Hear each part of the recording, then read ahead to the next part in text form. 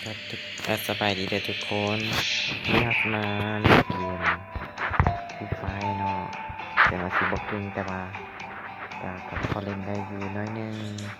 แต่วันนี้ครับมาเป็นตัวแทนสายฟรีเนาะสาย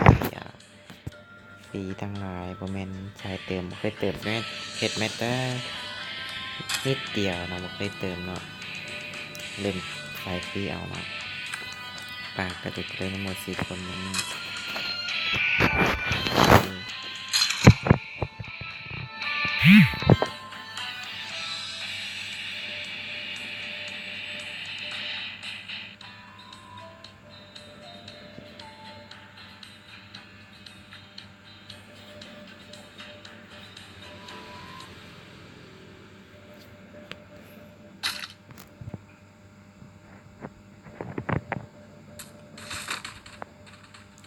ตัวแทนจากสายฟรีเด้อตัวแทนจากสายฟรีเด้อ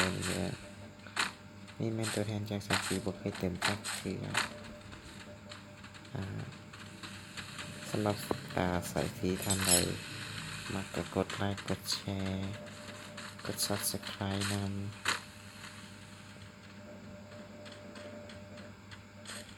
อันนี้หากได้เข้ามาเล่นเนาะพระเจ้าหากอัปเดตมาใหม่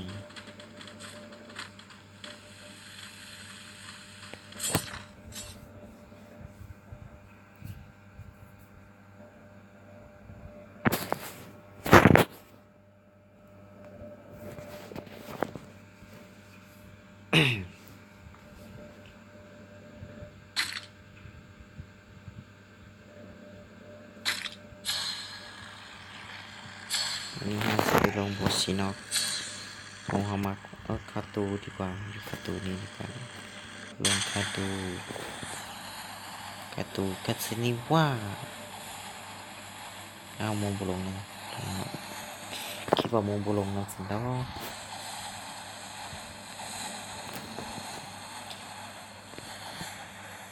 บัดดีเพื่อนสบายดีเด้อสบายดี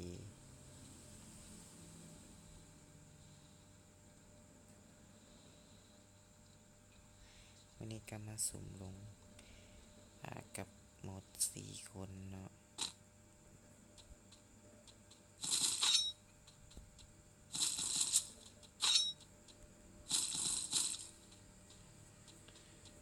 โอเค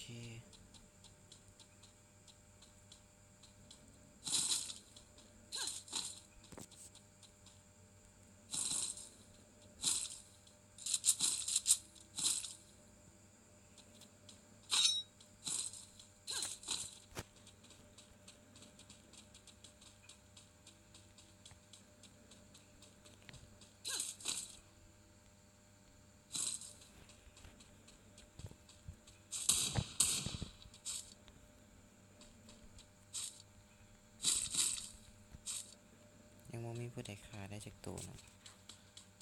ตอนนี้รู้สึกว่า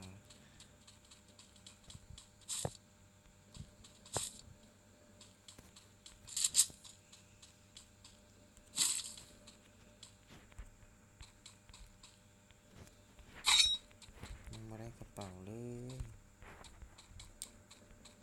มีคนนึงฆ่าได้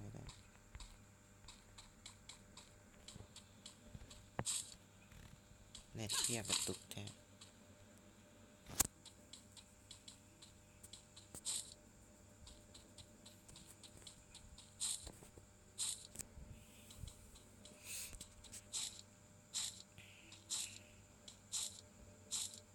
แล้วฆ่าไปแล้วตัวหนึ่งมันจะมีให้เขาได้ฆ่าอยู่บ้อน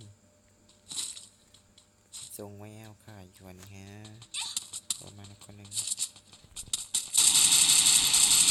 นี่แน่ไปตกก่อนจะหน่อยหนึ่งฟ้าไปใส่ได้เป็นศพก่อนแต่มาแล้วคิวหนึ่ง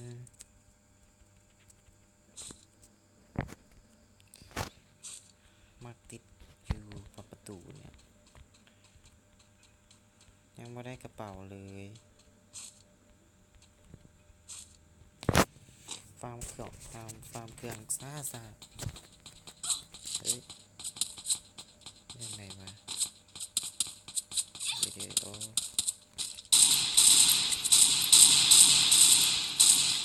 มีความกระตุกหน่อยสิเจอคนมาเดี๋ยวมันกระตุกจังสีจะเบิ่งสุดนี้มีคนยิงไม่เข้า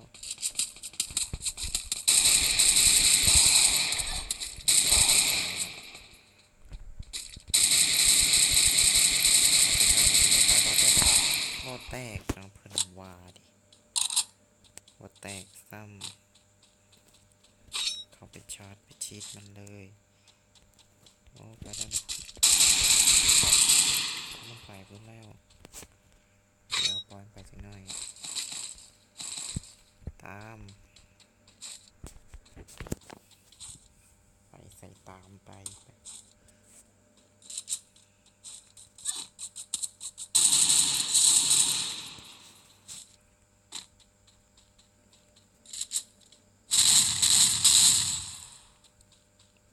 เป็นศพ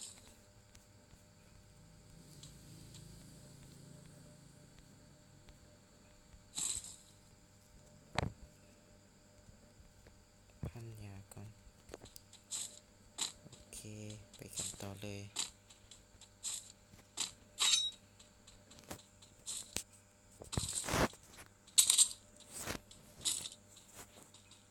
พันยากระตุกเนาะเจ้าเอาปะเน็ตก็ค่อยดีนะ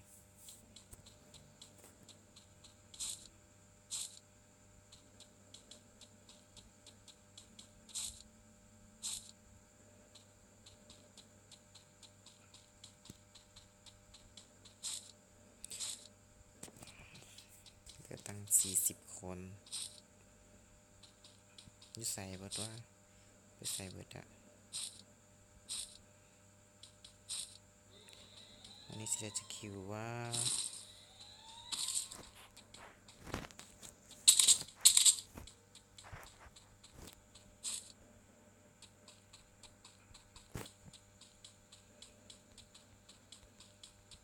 ตอนนี้มีคนฟาร์มแล้ว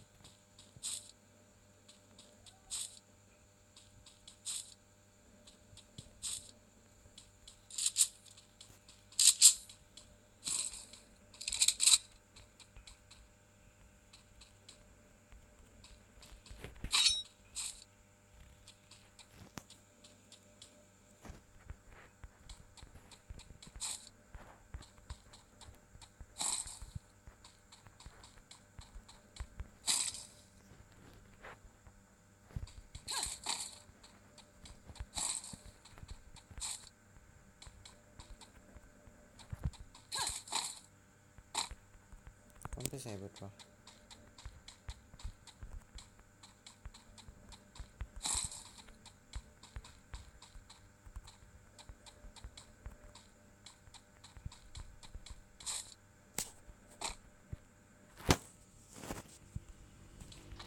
ไปหาโมก่อน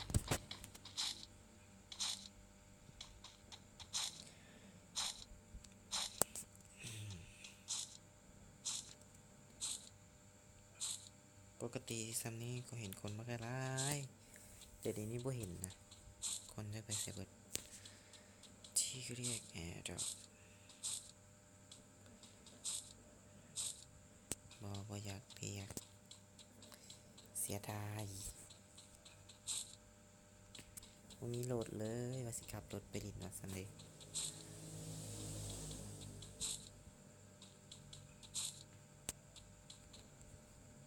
หนหวยก็บอกกันมา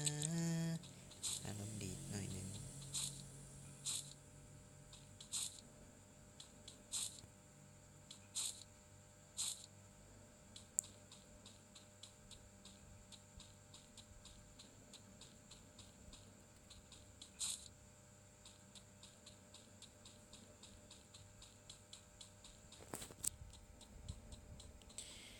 ตัวแทนจากสายฟรีที่ไม่เห็นที่จะไม่เห็นกิจกรรมแล้วกันมาเห็นนะข่าวสารอาการอัปเดตใหม่ๆ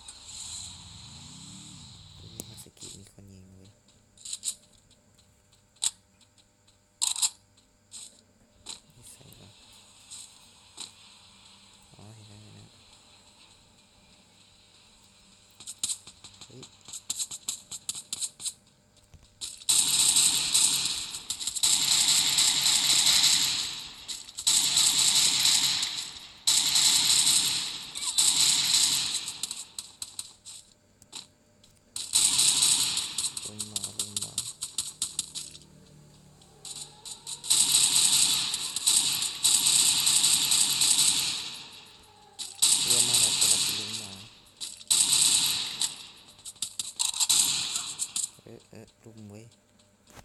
พวกมันลุมเว้ย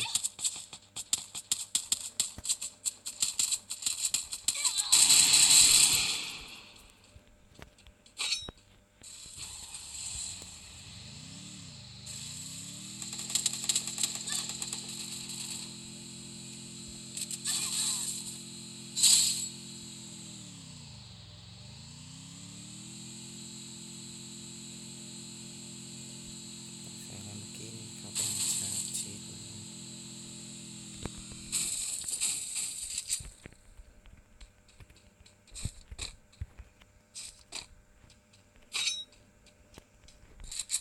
ไปเสร็จแล้ว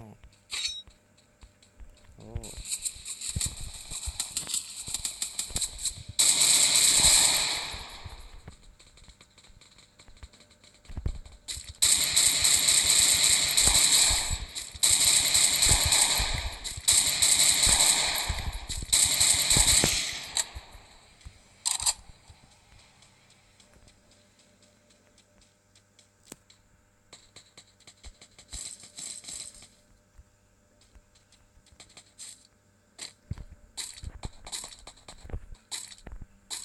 มันมาหลอกเนาะมันอยู่ตรงเสาไฟ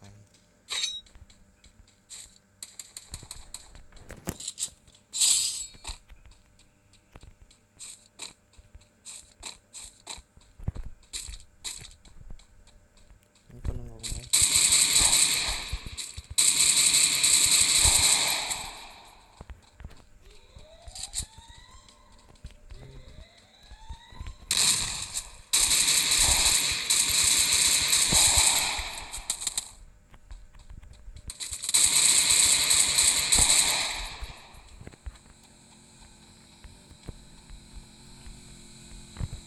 มีรถมาเว้ย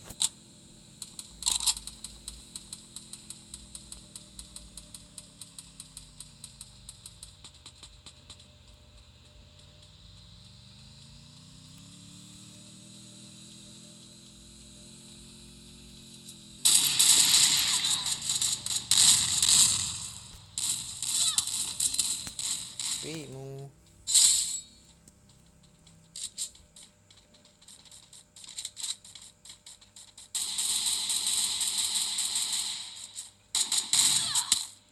ชื่อกลุ่มเว้ย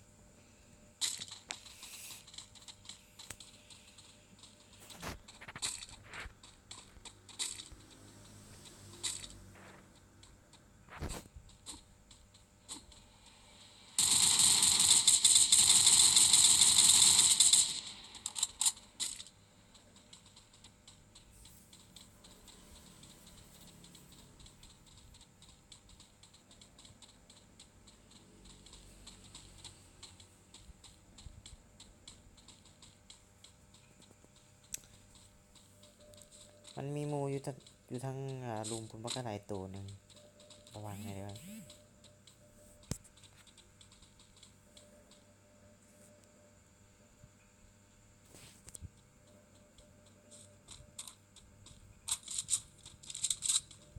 เห็นบอมาแล้ว2 ตัว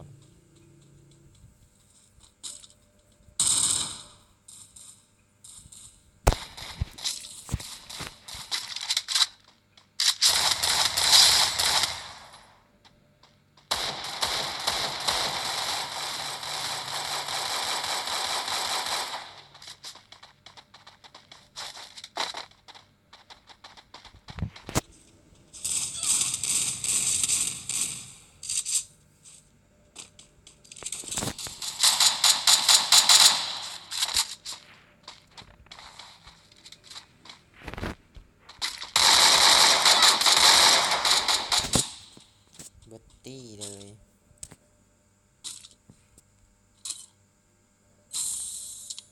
เลยติดซี